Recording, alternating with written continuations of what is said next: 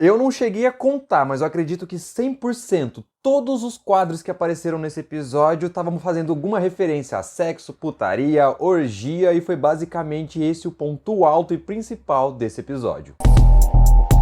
Lindezas, bem-vindos ao Fancomenta, eu sou o João e vou te falar que toda vez que você não dá like no vídeo, você mata um panda rosa albino ameaçado de extinção. Então salva o bichinho, deixa o like no vídeo. E vamos falar desse episódio delícia de assistir com os pais do lado. Você é louco? Interessante notar que esse episódio não foi focado em relações políticas, nem sua maioria. O foco dessa vez foi as relações pessoais, tanto entre rei e rainha, rainha e princesa, irmãos e tio e sobrinha. Caracas. E convenhamos, no universo Martin, as regras que a gente conhece aqui, os valores éticos, morais, proteção à criança, ECA, proteção ao trabalhador, contra a escravidão, essas coisas aí, filho, esquece. Tanto que no primeiro episódio da primeira temporada, da primeira adaptação dos livros dele, Game of Thrones, a gente já deu de cara com um incesto ali, irmãos gêmeos. Nossa, que esquisito, hein? Então, ver uma relação ali de vucu-vucu entre tio e sobrinha é quase que um chá. E por falar em chá, aquele que aparece no final, eu senti que foi um abortivo. Não foi especificado, explicado de forma direta, explícita, só que eu fiquei na dúvida porque a forma como aquele mestre entregou e a forma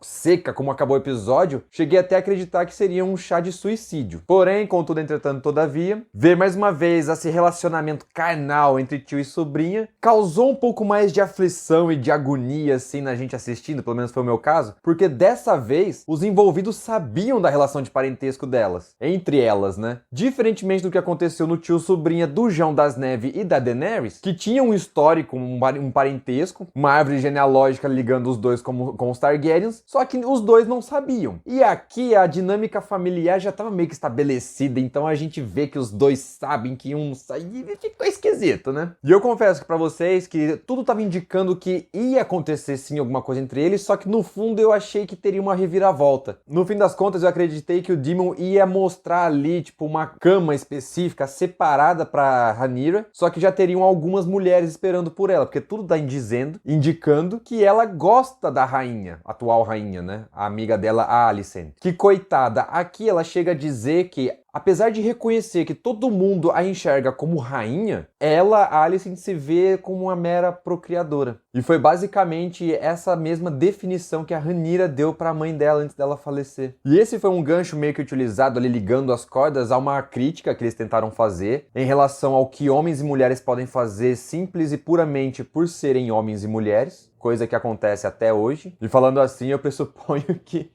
essa realidade de Game of Thrones aconteceu, tipo, teoricamente aconteceu no período medieval, só que não tinham dragões voando por aí. Ou será que não? Bora, Bill! Mas voltando aqui, a gente volta a ver o quanto que o trabalho de ser rei tá sendo desgastante. Teve um take do alto mostrando as costas dele, que as feridas estão ficando cada vez maiores e mais volumosas, assim, tá tendo mais e maiores, reforçando aquela ideia de que o trono tá matando ele aos poucos, tanto fisicamente quanto emocionalmente. O emocional é por causa dessas intrigas políticas que acontecem o tempo todo, tanto com os seus aliados de outras casas quanto os da sua própria família. Afinal de contas, no momento em que ele ficou sabendo em que o próprio irmão e a filha tiveram um vucu-vucu, teve gente que entrou em guerra por muito menos. Eu sou tarado no sexo, eu sou safadão. E lindezas, eu não sei vocês, mas eu acho que o Daemon ele é um pouco mais ameaçador de cabelo longo. Esse cabelo curto dele, achei, mais ou menos. Mas o que realmente foi interessante e ao mesmo tempo decepcionante, não em questão do episódio, mas em questão da história das adaptações do livros do Martin, é que aqui eles chegaram a citar ali de novo a profecia de fogo e gelo, se eu não me engano, Yahar,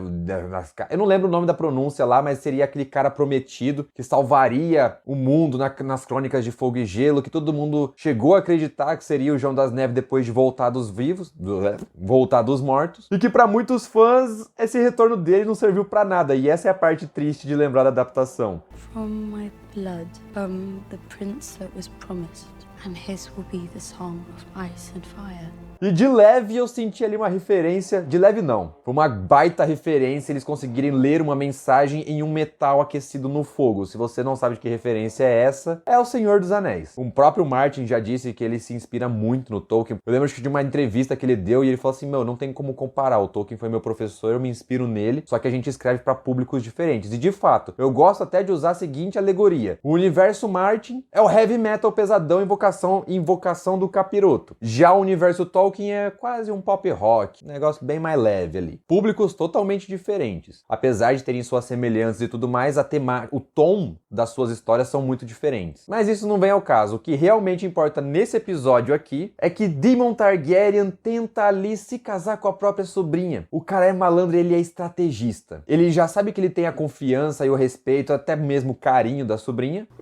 E tá usando todas as artimanhas que ele pode para ir aos poucos desafiando cada vez mais o seu irmão, já na tentativa de, já que ele não vai me fazer herdeiro de forma hereditária, que eu seja o herdeiro de forma imposta. Ou seja, a gente vai entrar em guerra, eu vou ganhar e eu vou assumir o trono. Tô sentindo que é mais ou menos esse o rolê que ele tá planejando. E essa questão de casamento é basicamente como começa o episódio. E eu achei legal a Rhaenyra recebendo ali várias propostas, do 8 ao 80, quase que literalmente. Primeiro uma proposta de um senhor de quase 80 anos, depois uma proposta de um garoto de quase 8, que chega a entrar em duelo com um rapaz mais velho, e tudo chegava a fazer a gente acreditar que ou a luta ia acabar, ou o grandão ia ganhar. O mais velho venceria. Só que foi o contrário, o garotinho venceu. E eu me lembro de uma cena lá em Game of Thrones, quando o Tyrion já tá trocando ideia com a Daenerys lá do outro lado do mar, tá tendo lá um duelo, um grandão forte contra um magrinho rápido. E o Tyrion tá conversando com um dos guardas lá, eles meio que fazem uma aposta. Ah não, eu aposto na velocidade, o outro eu aposto na força bruta. E tudo fez acreditar que o cara rápido ia vencer, só que não, foi uma quebra de expectativa em que o grandão forte venceu. E aqui é a mesma coisa. A quebra de expectativa foi o garotinho jovem lá venceu a batalha. E aí, começando um episódio com um garoto de 8, 12 anos furando o bucho de uma pessoa mais velha, é a forma de dizer bem-vindo de volta ao universo Martin. Que legal! Gostei de tudo que eu vi nesse episódio, mais uma vez passou rápido, minha nota é de novo 5 fãs, fiquei empolgado para ver o que vai acontecer no próximo episódio, principalmente porque agora o mão do rei, o Hightower, foi destituído do seu cargo, e agora a gente vai ver qual que é o plano B dele. Sabíamos que ele tramava em relação ao trono sempre, colocando ali caraminholas na cabeça do rei, que finalmente decidiu agir como rei. Nos vídeos anteriores eu cheguei a comentar que ele estava sendo muito mais humano, muito mais pai, muito mais marido, um rei não tão político assim. O próprio Daemon diz isso, e hoje a Rhaenyra disse. Não só disse, como tentou dar uma puxada na orelha do pai.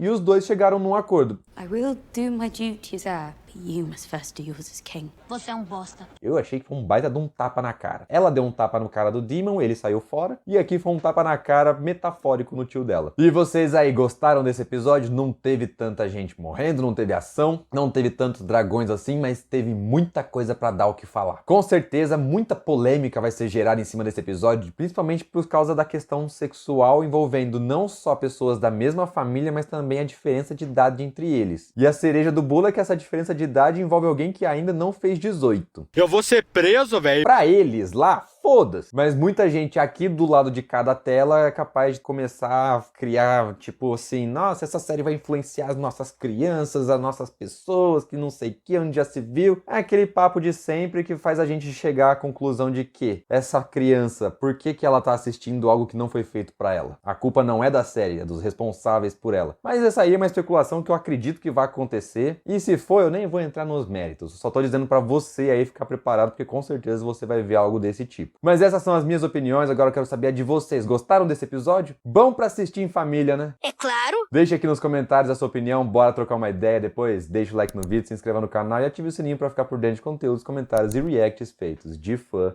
para fã. Valeu pela atenção e até o próximo vídeo. Tchau.